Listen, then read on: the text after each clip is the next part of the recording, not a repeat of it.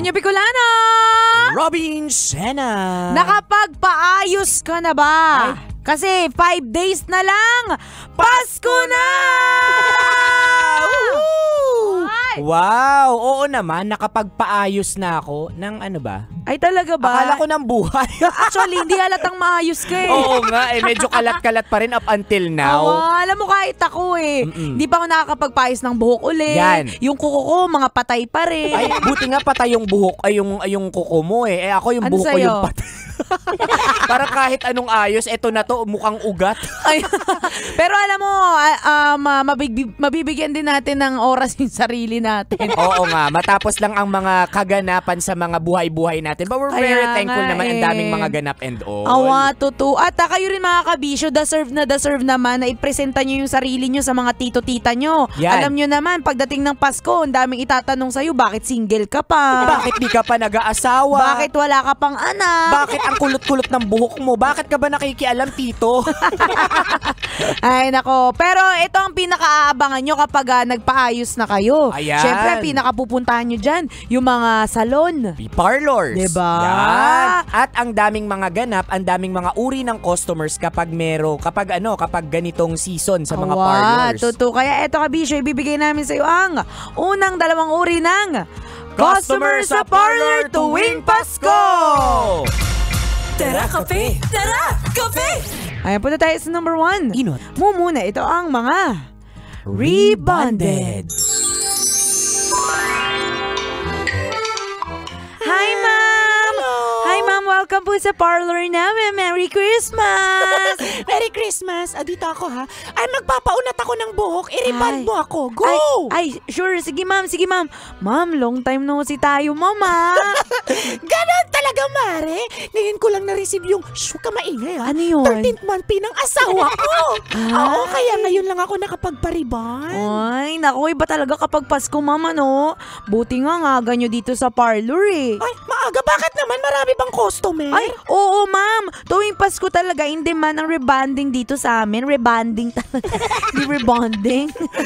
Ganon? Grabe naman.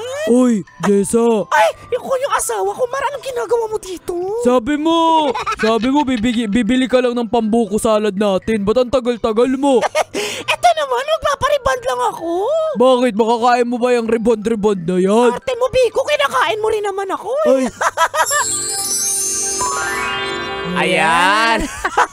Pero legit to ha. In demand Awa. ang rebonding pagpapaunat ng buhok every Christmas. Oo, alam mo kung ililinya natin yung mga priorities ng misis. Yan. Number 1, Noche Buena. Yan. Number 2, rebond. Rebond. Yan. Yan.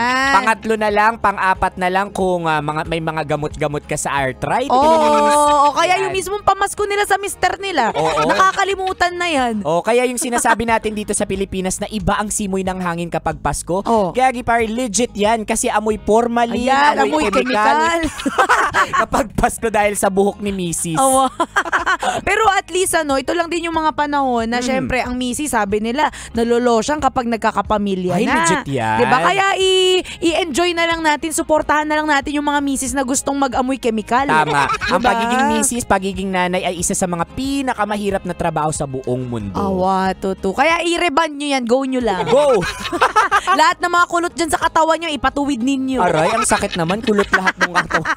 Oy, pero yung mga tao naman kasi ngayon di ba? Hindi na ako kontento sa klase ng buhok nila. Sabagay. Kapag naman nakulot sila, gusto nila magpa-straight. Yan. Pag straight sila, gusto Magpakulot. magpakulot. Di ba? Ang gulo-gulo nyo. Ay, nako. Pero kung saan kayo masaya, di ba? Ginyo yan. Anyway, that's number 1. Punta naman tayo sa last but not least, number 2. Andua. Pangadwa, ito ang mga demanding. Yes, ma'am. Ano pong hanap nila, ma'am? Girl, nalilito ako kung anong gagawin sa buhok ko. Ay. Papakulot ba o magpapastraight ako? Check mo nga. Ay, sige ma'am, check ko ha. Ayan. Ay, ang Aray, dami, ang sakit, ang dami ha? mong buhok, ma'am.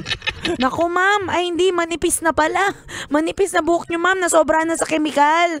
Naku, ma'am, bawal na to i-treat. Ipahinga nyo na lang to, ma'am. Bakit ba nangingialam ka? Ay.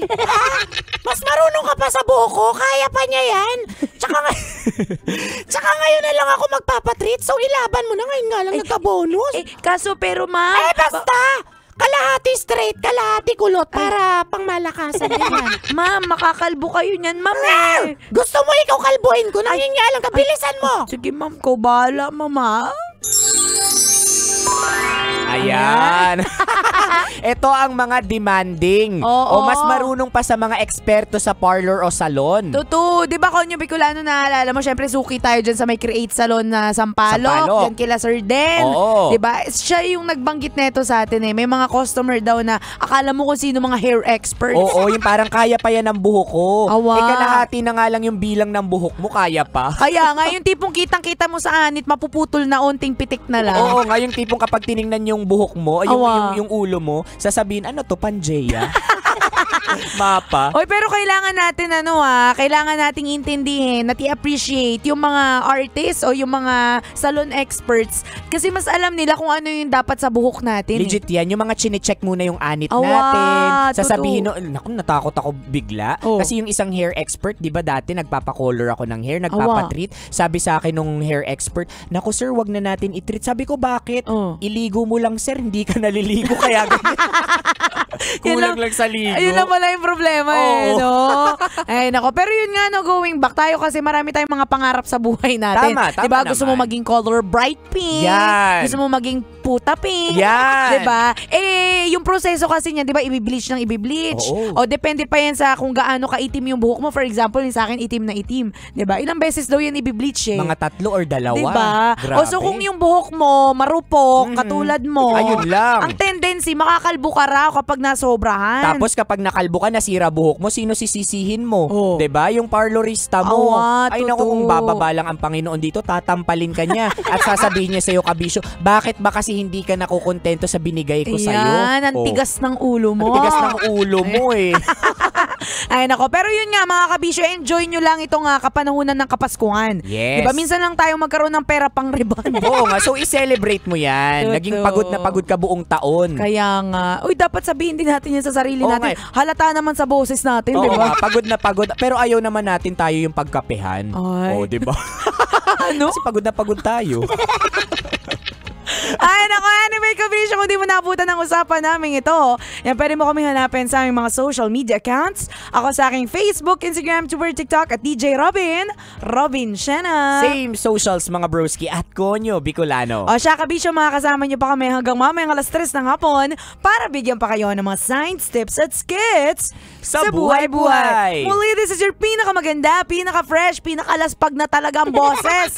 DJ Robin Shena, opo, DJ Robin Shena pa rin po itong pinakikinggan ninyo. Oo, legit yan. Ako, your Aragon Broski, like super legit and all Konyo Bicolano. Dito lang yan sa Tara Kape. Tara Kape sa 90.7 Love Radio. Feel good, ay gagi pare. Awa. Tara Kape! Tara Kape! Konyo Bicolano at Robin Shena! Sasakyan sigaw